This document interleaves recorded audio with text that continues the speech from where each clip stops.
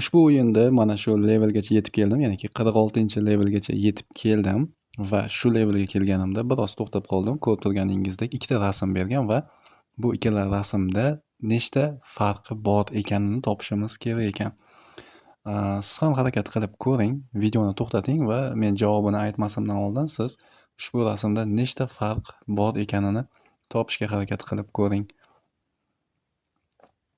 Va endi men bu levelni javobini aytadigan bo'lsam, yaxshilab e'tibor berdim. Men o'zim ham yarim soatlab vaqt bu rasmdan farqini izladim. Shundan so'ng umuman farq topolmadim va demak mana bu joyda javobiga farq yo'q deb ham kiritishimiz mumkinligi hayolimga keldi va buni 0 qilib qo'ysa bo'lar ekan. Mana ko'rib turganimizdek 0 qildim va enter tugmasini bosadigan bo'lsam, shunday qilib 46-levelni ham bajarib bo'ldim va keyingi levelga o'tsak ham bo'ladi.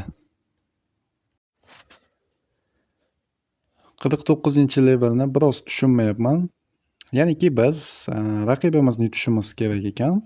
Roll degan tugmani bosadigan bo'lsak, har safar raqibimizni nima deydi? Kubiklari, raqamlari biznikidan katta chiqmoqda, ya'niki qizil raqibimiz, ko'k bizniki.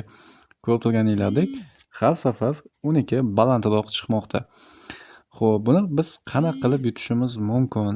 Hozircha biron bir ideya ham hayolimga kelmayapti. Shuning uchun sizlarda qanday fikr bor?